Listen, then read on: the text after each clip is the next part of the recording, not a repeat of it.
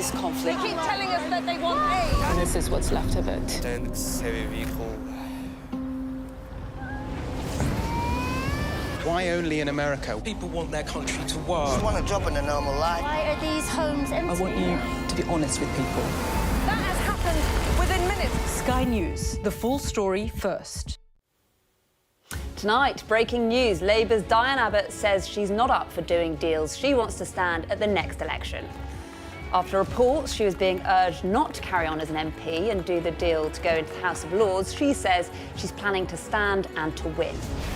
Labour say they want to see a significant drop in net migration, but one shadow minister tonight tells me she accepts an official forecast that it's going to halve over the next 4 years. Meanwhile, as the SNP launches its election campaign, leader John Swinney tells Sky News the biggest economic threat to Scotland is hostility towards migration in the UK. The Conservatives have been focusing on the NHS, pledging £1 billion to increase the number of GP appointments. I'll be joined live by the Health Minister, Maria Caulfield.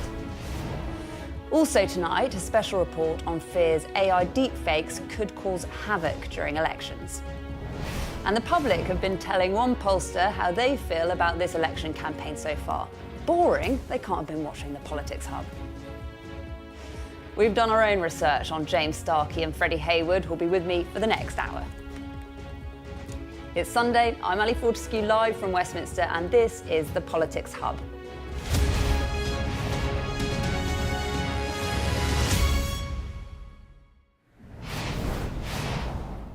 Good evening.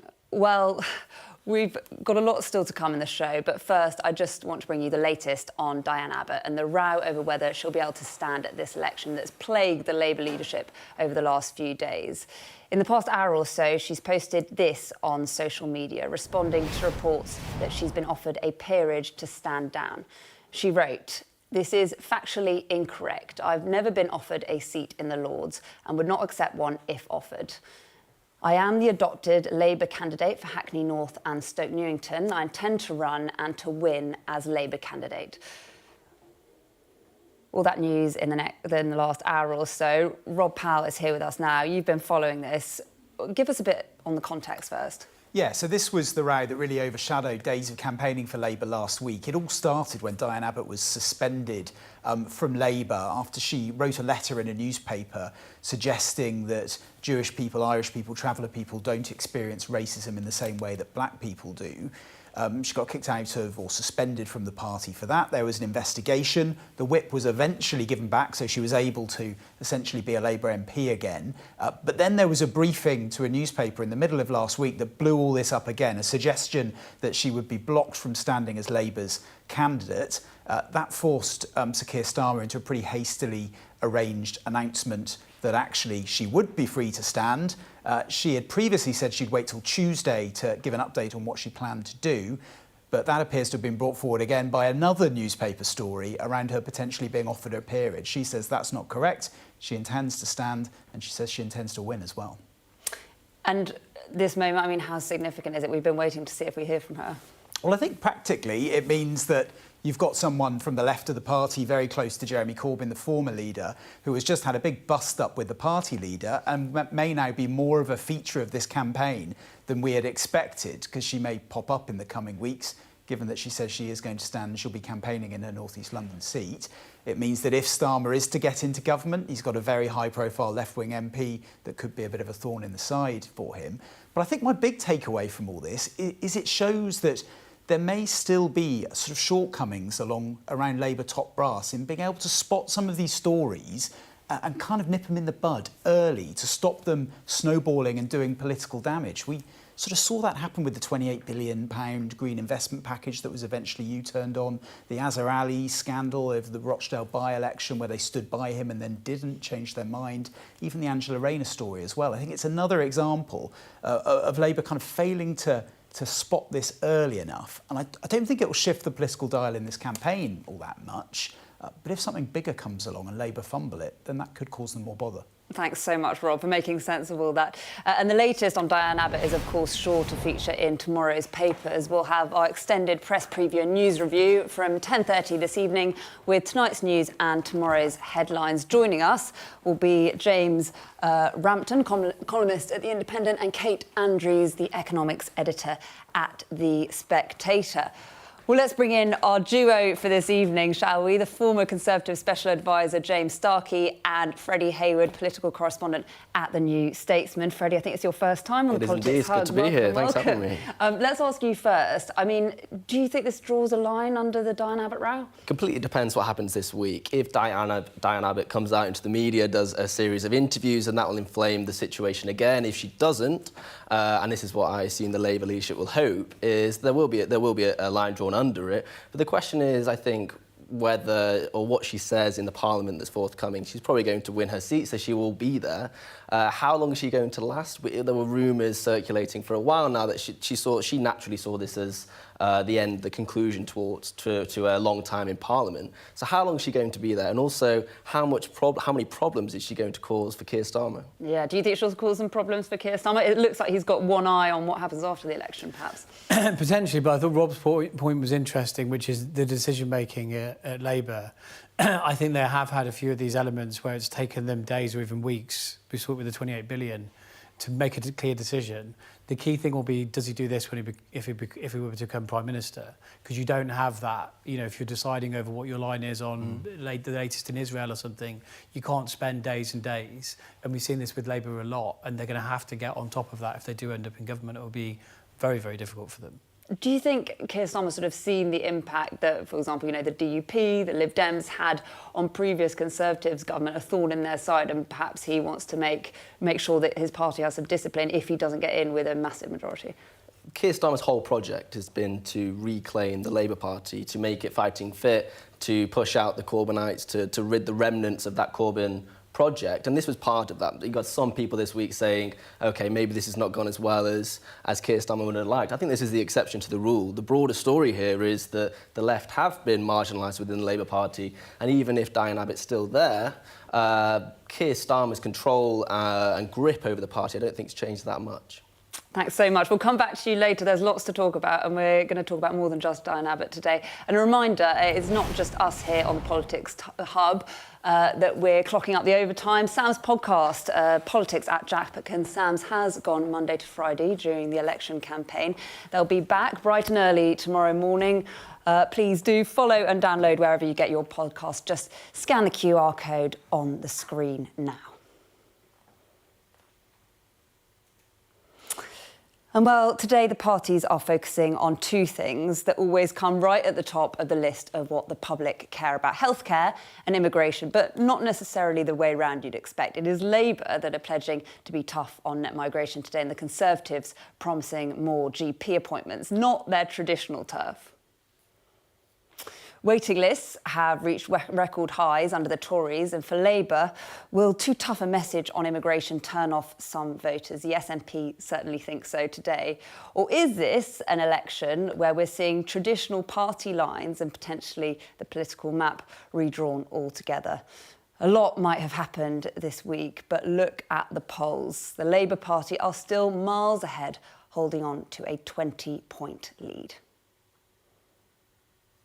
So let's take a look at what the parties have been up to today. And it's been a bit of a quieter one, as you'll see in a moment. The Conservative Party also released photos of Rishi Sunak knocking on a couple of doors in central London. But for Labour, the Shadow Home Secretary, Yvette Cooper, has been in Putney in West London with Bridget Phillipson, the Shadow Education Secretary. Meanwhile, the SNP have been campaigning in Glasgow.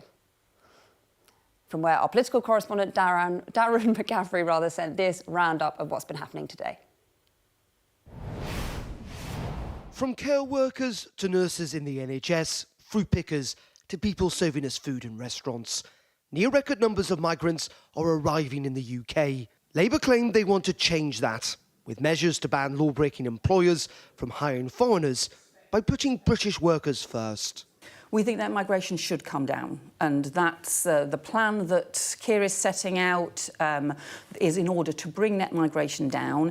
It has trebled in the last 5 years under the Conservatives, and right at the heart of that is a big increase in work migration, and that's because there's been a fundamental failure to tackle skills shortages, to deal with some of the problems in the labour market. Migration is high, very high by historic standards, with the net number of people arriving in the UK last year at 685,000. And most voters, particularly Conservative-leaning ones, want to see that number lowered. And for the Prime Minister door-knocking in London today, this is difficult politics, not just on his government's record, but Labour's blatant attempt to appeal to Tory voters. It's interesting. How surprising that Labour has suddenly woken up and decided that immigration, I'm pretty sure Sir Keir Starmer called immigration economic vandalism. In Scotland, at the SNP campaign launch, the Scottish Nationalists aimed their attacks on Labour's migration pledge. Today, the SNP have accused Keir Starmer of directly harming Scotland with his pledge to reduce migration. But surely, as the Scottish National Party, you would agree with the sentiment that businesses should put the priority of hiring Scots first. Population growth is one of the most significant drivers of economic growth. All the economic analysis says that. The biggest economic threat to Scotland is the current hostility towards migration that we have in the United Kingdom. That is absolutely... But after years of SNP dominance, politics is shifting here in Glasgow and across Scotland, with voters increasingly returning back to Labour. Probably Keir Starmer. Yeah. Why is that? I just don't think that normal people, prime ministers, I think we need somebody normal. Best of a bad bunch. Probably have to go Rishi. Don't like Keir. Keir Starmer. Why is that? Because I'm fed up with the Tories now. I say Keir Starmer. Why is that?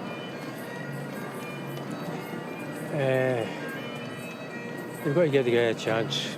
Migration is not the #1 issue for most voters, but it is for a significant minority.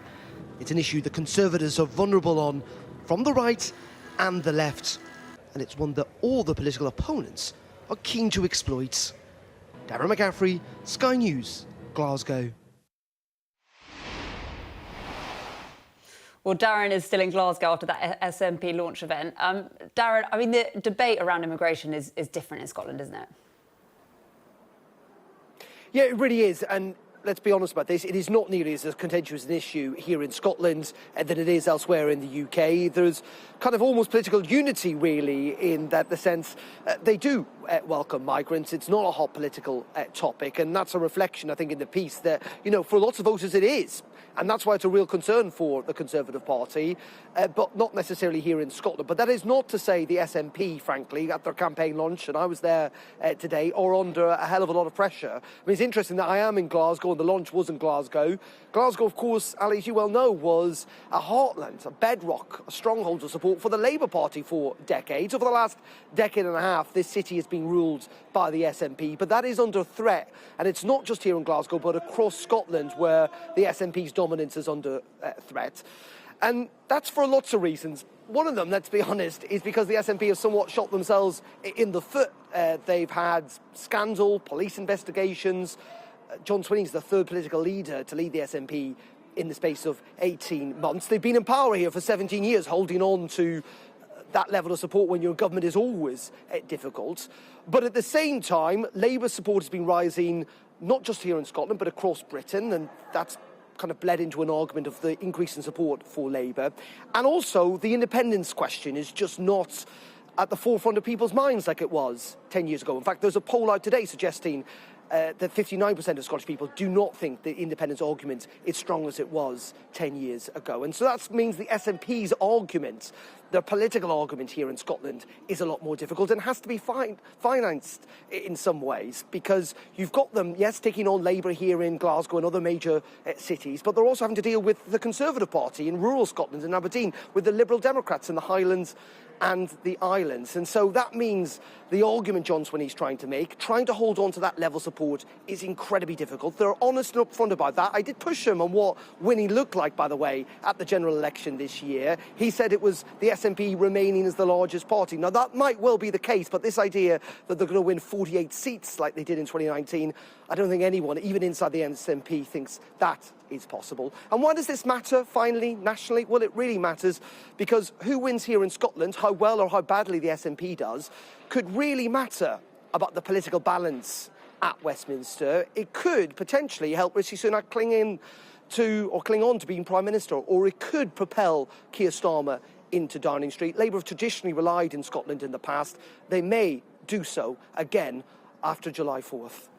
OK, thanks so much, Darren. Darren McCaffrey there, speaking to us live from Glasgow. Well, a little earlier, I spoke to Catherine McKinnell, Labour's spokesperson on schools. Shadow Schools Minister Catherine McKinnell, thank you so much for joining us on The Hub. Labour want to talk about immigration today. You want to cut migration, but you're not setting any targets, is that right? So we want to talk about migration, but also skills as well, because the two things really need to be better connected, because fundamentally we have too many sectors in our economy that are relying on migrant work, migrant labour to come in, and we have a rising skill shortage in this country. And this is one of the issues we've seen developing under the Tories over the last 14 years. So we not only need to manage the migration numbers better, I mean, they are getting to incredibly high levels. We've seen endless promises from the Conservative government to bring those numbers down, but all of those promises have been broken. And at the same time, we know businesses are crying out for skills, for the opportunity to upskill their own workforce and support with that, and also to make sure we have those skilled young people coming into the workforce as well. So it really is a two-pronged challenge that Labour is very keen to tackle and get to grips with, and really change our economy in doing so. OK, the OBR estimates that by 2027-28, net migration will be down to 315,000. Do you accept that forecast? So, I mean, obviously, we see changes happening in the migration to this country. Do you accept the forecast from the OBR? Well, obviously, if the office for yes, I mean, if that's the forecasted projection, then we'll work with those figures. But obviously, it's a much broader challenge than just the numbers, and I think that's one of the big issues that the government has just not grappled with, is not just the number of people coming to this country, but also what they're coming to do. And we know that we rely far too heavily in some sectors, for example, the NHS and in IT, on migrant labour, and we're just not putting that effort into training up people in this country to do those jobs and giving those opportunities to young people and people at every stage of their career to upskill and move into these areas where we know we desperately need a workforce plan. Just to be absolutely clear, you accept the OBR forecast that expects to see net migration down to 315,000 by 2027-28? Well, we absolutely respect the OBR and its role. So you respect it and you accept it. Is that fair? Well, I haven't looked at the figures, so but we respect the OBR and its role within our economy and forecasting, and that's something actually that we are very keen to stress as a party, that we do respect the institutions that set our economic framework within this country. We respect the Bank of England's mandate. We respect the OBR, and so we work within those figures. So are you saying you could respect it, but you might not accept those figures? Well, I haven't seen the figures. Well, I've told you the figures, 315,000 by 2027-28. Okay. You accept those figures, that's where we expect net migration to be, according to the OBR? Well, if that's what the OBR is predicting, then that's what we will work within. And so your target, therefore, is that around that number, or is it more? So we don't have a target for reducing migration. We're very focused on creating a more strategic approach to the migration situation that we're facing in this country. One thing that we want to really focus on is bringing the Migration Advisory Committee, the Industrial Strategy Council, and Skills England, and bringing them together to make sure that where we have skill shortages within our economy, that the migration of labour to our country, where it is occurring, triggers a response from the UK so that we don't just get into this loop which we seem to have arrived at of relying on migration to fill our skill shortages. OK, Scotland's going to be crucial, obviously, to your hopes at a general election. John Swinney said today that the biggest economic threat to Scotland is the hostility to migration we have in the UK. Do you think your position on migration could harm you in Scotland? So Labour absolutely recognises the enormous contribution that migrants have always made to our country throughout the history of our nation. It is a very proud story, and we also have a very proud story of integration and community cohesion, where that's been the case. So obviously, where the challenges arise is where we are not investing in our local young people, in people who have reached a point in their career or their lives where the opportunities are diminishing for them, and so they need to reskill. And we've seen such a shortage of investment in people in this country for far too many years under the Tories. I want to ask you a little bit about your brief, because VAT on private schools is obviously one of Labour's big policy pledges, which it hopes will bring money into state schools. Have you modelled how many schools you expect to shut? Because we've already seen reports that 2 schools have shut, blaming that VAT policy. So in terms of our policy on private schools, we want to drive high and rising standing schools in all of our schools, in our state schools, and we really want to break down the barriers of opportunity across the country in doing so. And so we will levy VAT and business rates on private schools, and we'll use that money to fund more teachers and more mental health support to really improve standards across our state school sector, which is where 9 out of 10 children do go to school. And the Institute for Fiscal Studies has looked at this as a policy, has made the assessment that it will bring in a net 1.3 billion, and that's a conservative estimate, to the economy to be able to enable us to invest that in teachers and in all the support that we know our state sector desperately needs.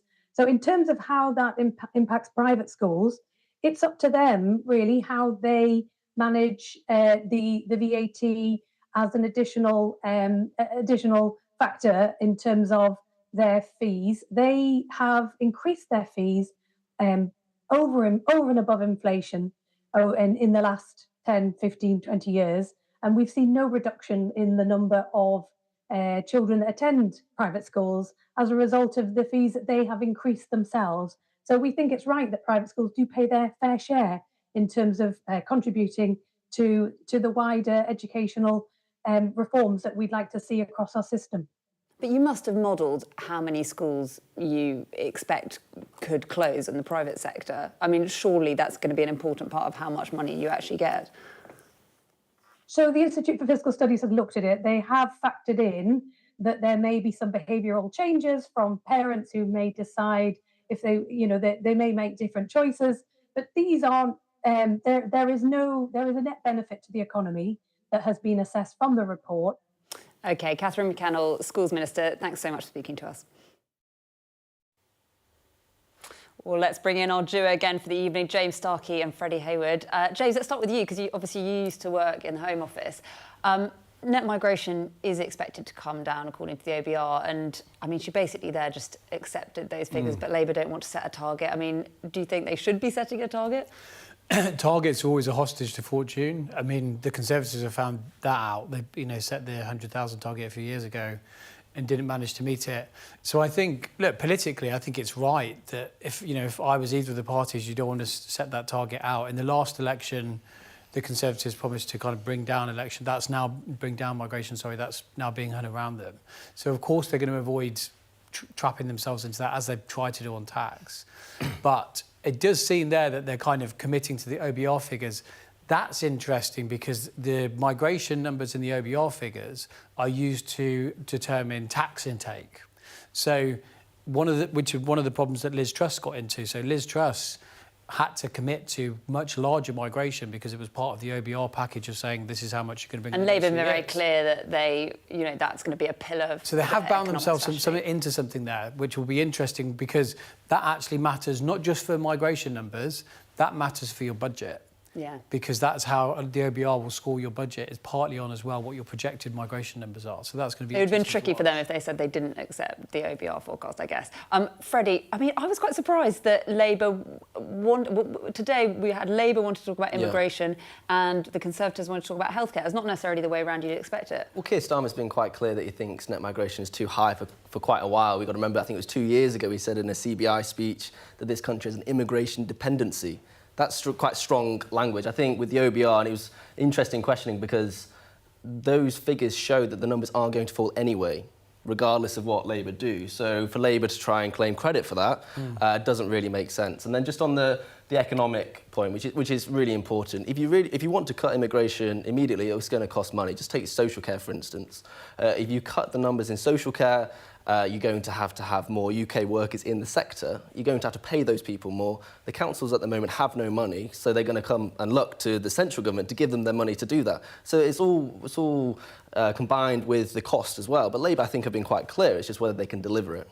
Yeah, I saw this morning, was it Vivek Cooper that called Rishi Sunak Liz Truss on steroids? Do you think those sort of attack lines are working, James?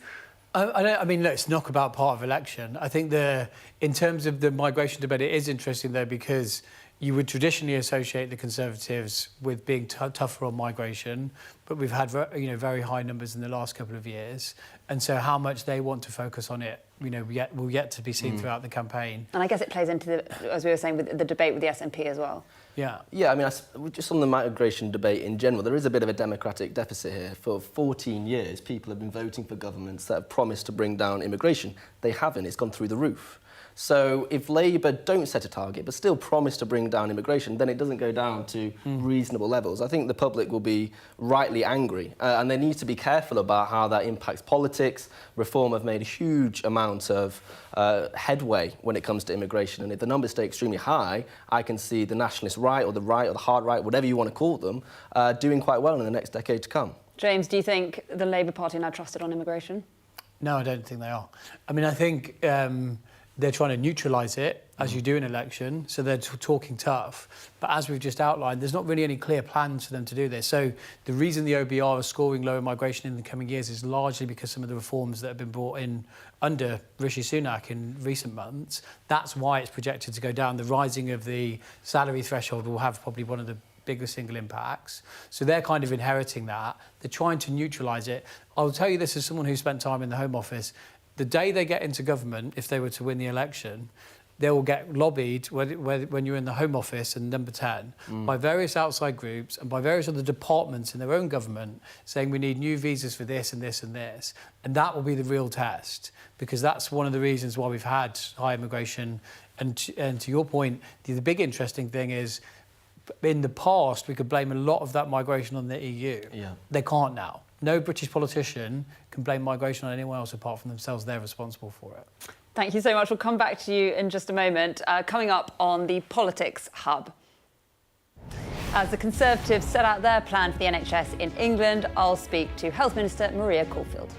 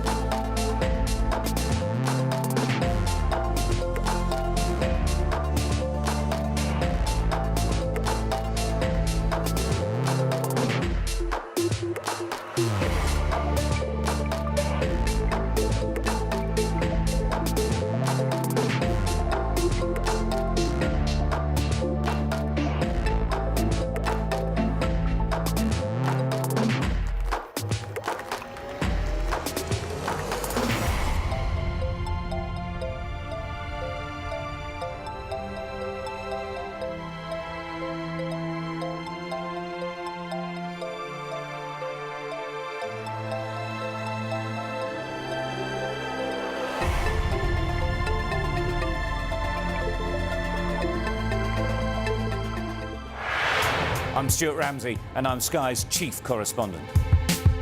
It's really desperate. That is actually the sort of pretty much hopeless column. We saw snatch squads going in, grabbing people. You either live and recover, or you die. Okay, so that's like a war. That's the one. We help you understand the world with us. Over the past 24 hours, the soldiers have been attacked on a number of occasions. It's really sending a clear message that Venezuela is eager for change. Take you to the heart of stories that shape our world. They were convinced the United States would become hooked. Well, we're right. An enormous explosion has just come down. It's not out of control, but they've withdrawn. It's so hot.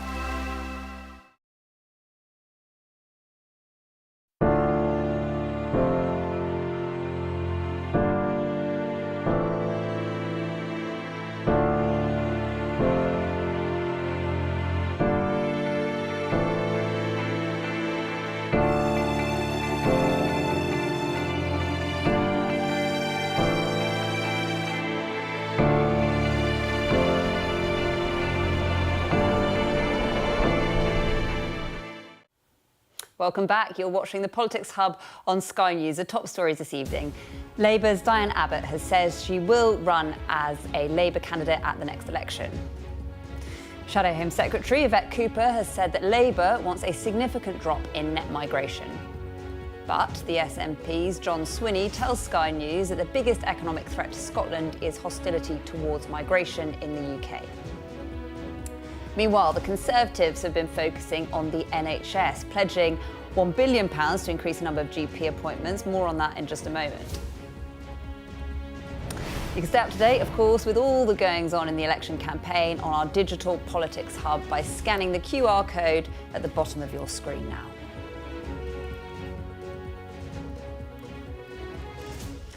Well, the Conservatives are setting out their pitch for the health service today, but throughout the campaign, they'll inevitably be faced with questions about their record on the NHS in England since coming into power in 2010.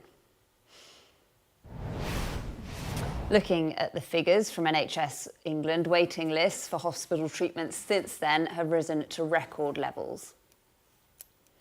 And it's the same picture for the waiting times in accident and emergency, which have steadily risen since the early days of the Conservatives in power, even before COVID brought a crisis to the health service. And despite those intense pressures, Conservative politicians have repeatedly stressed the importance the health service has for them. I'm in politics not to take risks with the NHS, not to threaten the NHS in any way, but to safeguard and improve the NHS for today and for future generations. Everybody working in the NHS and the public know that in order to deliver the best care in the future, we need to modernise the service. The last government did bring down waiting times. They deserve credit for that. But we actually want to go one step further and say that no one should wait longer than a year for their operation. This is the moment for our country to invest in the NHS for the long term. We have the funds to do it. We're going to make the funds available because I think it's the #1 priority of the British people. Well, joining us now is the Health Minister, Maria Caulfield from the Conservatives. Thanks so much for speaking to us on a Sunday evening. I just want to read something on your website from when you came into politics. You said that it was because you were concerned the state that the NHS was left in by Labour. Do you really think that the NHS is in a better state 14 years on? Well, I think we've just come through a global pandemic, which every country in the world has experienced pressures on their health service as a result. And if you look in Labour-run Wales, their waiting lists are growing, where ours are coming down. Over the last 6 months, we've seen 200,000 people come off our waiting list, and that's because we're opening new surgical hubs, new community diagnostic centres, and we're getting elective recovery plans in place. Now, in my local area, for example, under the last Labour government, they were going to close both Eastbourne Hospital and the Princess Royal next to me, and that's why I got involved. I was a nurse working in the local hospital and knew that we would never cope. Now, we have saved both of those hospitals, and they're now getting improved infrastructure as a result. And some hospitals which were invested in under the last Labour government were done so under PFI deals with private finance, and they're having to pay back extortionately high rates of interest even today as a result. So, you know, we have invested in local services. It has been a difficult time for the NHS, but your graph was a little bit misleading, because if you look at the latest figures for the last 6 months, our waiting lists are coming down, and that's why we're investing in more frontline services to get them down even quicker. But since 2010, we've seen, even before the pandemic, waiting lists for hospital treatment nearly doubled, and that was from 2010 to before the pandemic. So I think it's hard to say that the Conservative record's good. Well, it's not how many people are on the waiting list that is the important factor, because as we develop new treatments, as we open up new services, as people get conditions that can be treated, waiting lists, of course, will grow. More people will be waiting for treatment, but it's how long they wait. And, you know, this time last year, people were waiting over 2 years because of the COVID backlogs. It's now on average 16 to 18 weeks. So that's a significant reduction. The same cannot be said in Labour-run Wales, where the waiting lists and the waiting times are increasing. And so, you know, Labour say they have a plan for the NHS, but where they are responsible for it, actually they're seeing a far worse performance in their health services. Last year, 40% of patients waited more than 62 days for treatment after an urgent GP referral, compared to the target of 85%. I mean, I guess on a personal level, you know, you came into Parliament because you were a nurse, a cancer nurse. You know firsthand the impact that late diagnosis can have. How do you feel when you think about those statistics? Obviously, it's not good that that many people are waiting for cancer diagnoses. If you look at the actual outcomes for people, we are now seeing better outcomes for cancer treatment and survival than we were 10 years ago. If you look at cervical cancer, for example, we're on the brink of eradicating that with our HPV vaccination programs, where we vaccinate young boys and girls in school, and then they don't go on to develop things like cervical cancer. You know, that's a game changer. If you look at the work we're doing with our prostate cancer screening, we're about to announce the recruitment for the Transform trial, which is the first ever screening program for prostate cancer for men, aiming to get those men diagnosed at a much earlier stage. If you look at the work we're doing on lung cancer, we are now diagnosing with our lung screening system. Nearly 80% of lung cancers are stage 1 or 2. You know, previously they were all stage 4 and very, very hard to treat. So it isn't just about the easy statistics that you can pluck out of the air in terms of how long people are waiting. It's the outcomes that matter. And for hard to treat cancers like lung cancer, we are seeing, you know, people being diagnosed with stage 1 or 2, which is treatable, whereas that was not the case a few years ago. So we do need to look at the wider picture when we have these discussions, particularly around cancer care and treatment. I understand that money has been spent, but, you know, we're not just plucking figures out of the air. These are what the graphs show, and it does matter how many people are on waiting lists. We've seen that pretty clearly. I guess it's also kind of a question of trust. You know, at the last election, the Conservative pledged to build 40 hospitals. That hasn't happened. It doesn't look like it is going to happen. Why should people trust that these new GP services are going to be built? Because we have built and opened over 100 surgical hubs. We have built and opened over 100 rapid diagnostic centres. And it's those centres that are getting people diagnosed earlier with your CTs, promise on the number of hospitals that would be built. I mean, that was we said, no, actually the target for those hospitals is by 2030, and we're not at 2030 yet. That was in our manifesto by 2030. The NAO say that you won't be able to do it. Well, you know, that is the pledge is by 2030. We're not at 2030 yet, but what we have opened is over 100 rapid diagnostic centres and 100 surgical hubs, which are getting people diagnosed earlier with CTs, MRIs, X-rays, and then getting them treated much more quickly. That's why we were able to meet our cancer waiting times last month. It's why we're able to meet our A&E waiting times as well last month as well. That isn't the case in Labour-run Wales. And I'm not saying that things are perfect in the health service. I know from my own constituents that they struggle to get GP appointments and have longer waiting times that we want. But we are making progress on those. And when we're starting to diagnose things like lung cancer at a much earlier stage, when we're starting to eradicate things like cervical cancer, you know, we are making progress in the areas that matter to people. And for my constituents, it's how long they're on those waiting lists, not who else is on that waiting list with them, that really makes the difference. OK, I want to ask you about Rob Burrows, who has died this evening at 41. Can we get some reaction for you to that sad news? Yeah, no, it's absolutely devastating. And, you know, he was such a champion to shine a light on his condition.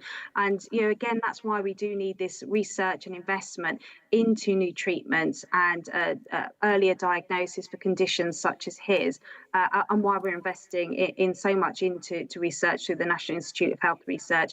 You know, we have to do better with these conditions. And he's such a kind of a hero and role model for so many people, and it's very, very sad news indeed. Okay, thanks so much, Maria Caulfield. Really appreciate you coming on the show this evening.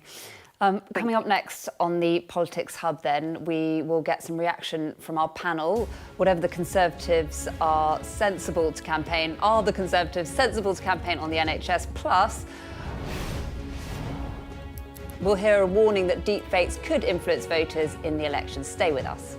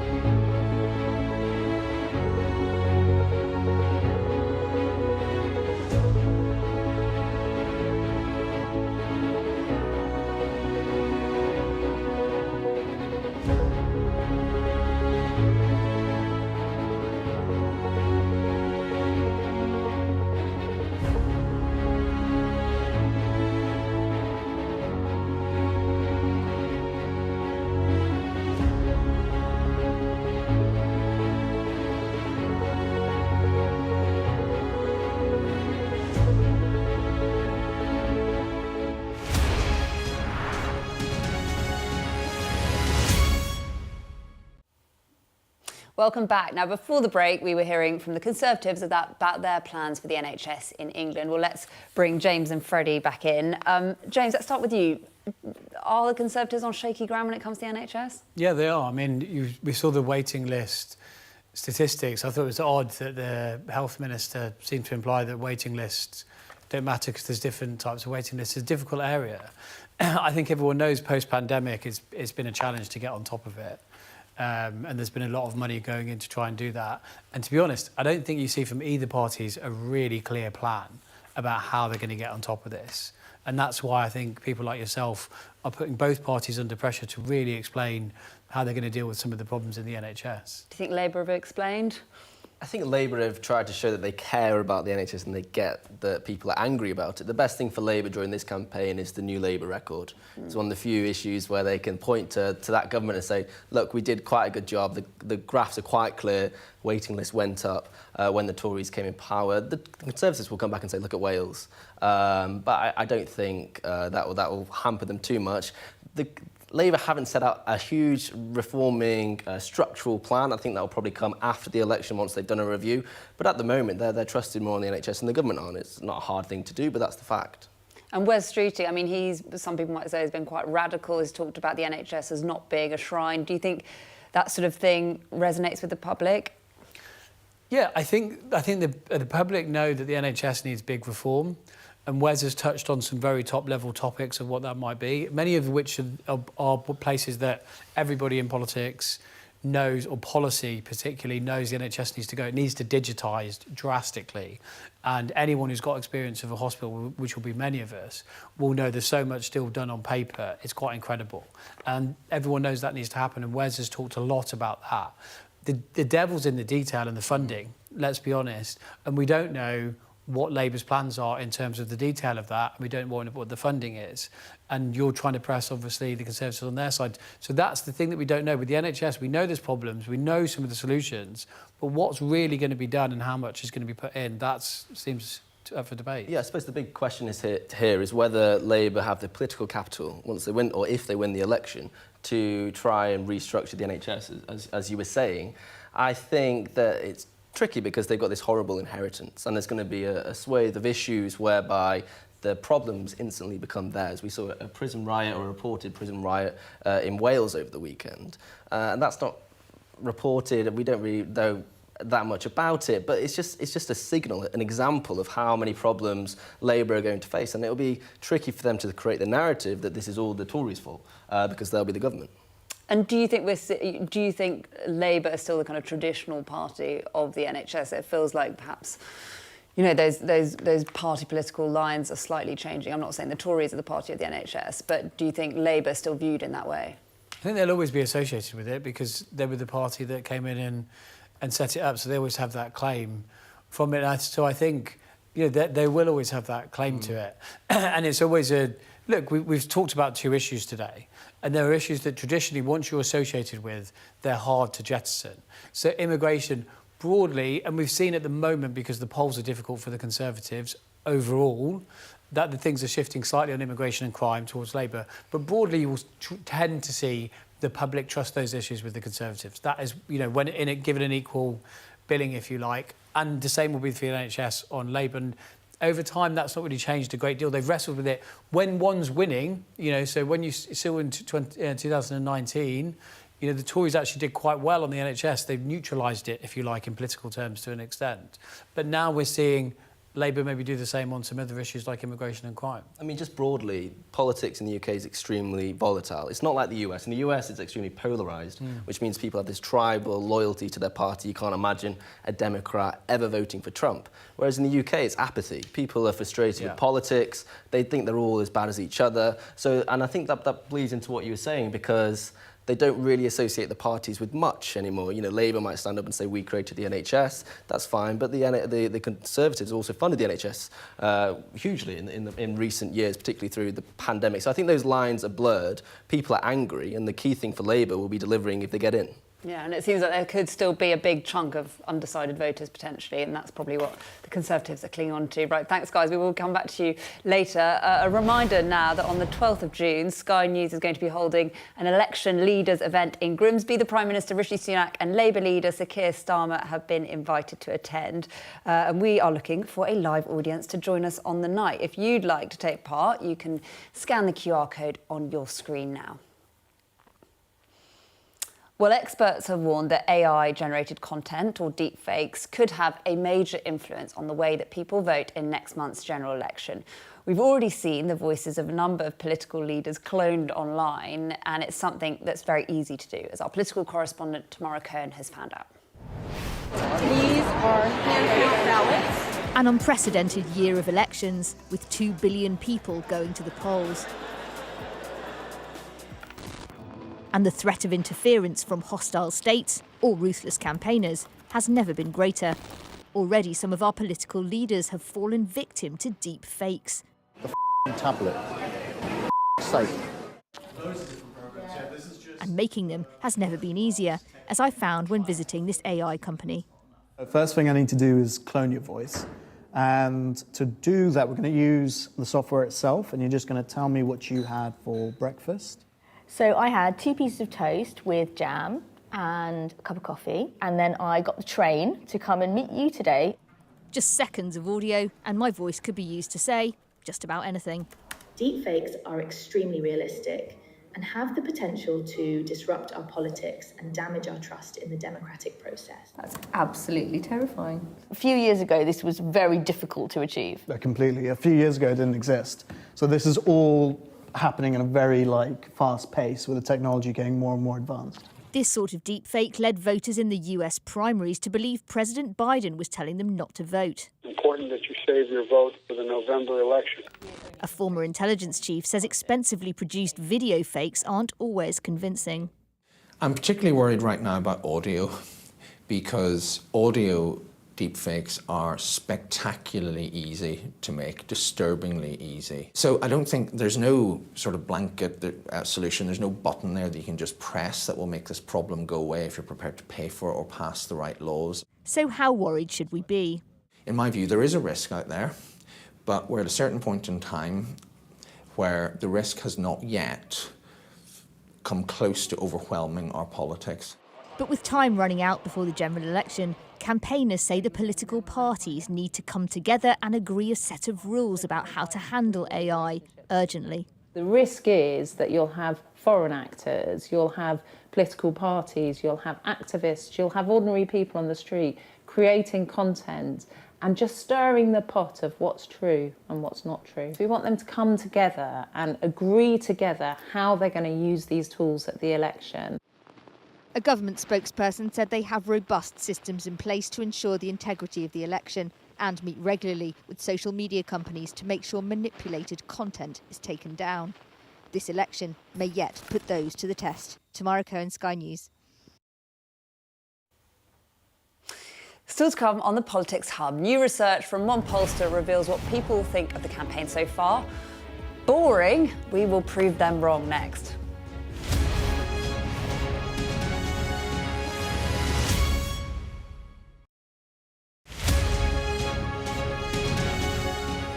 Day 27 of walking from Manchester to Ibiza.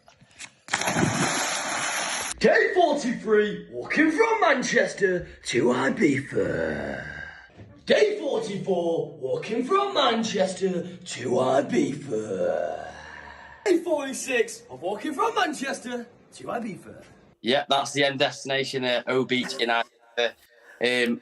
I just thought, where can I walk to that's a bit controversial? Where can I walk to that's going to enable me to raise as much money as possible for charity? I thought, Manchester. And have a bit of fun at the end of it.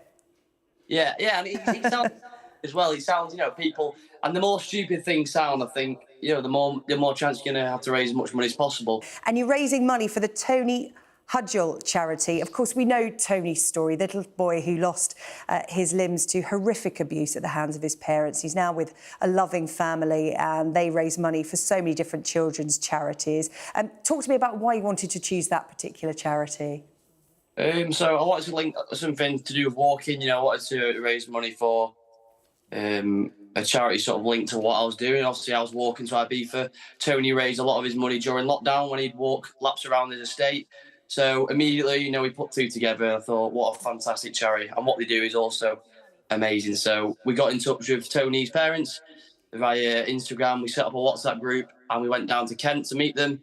I'm just going to say, what an absolutely amazing bunch of people. And straight away, I knew, this is the charity. So every day you'll get the map up and you always try and look for little shortcuts. Like you'll think, I can go down that road and ignore the map.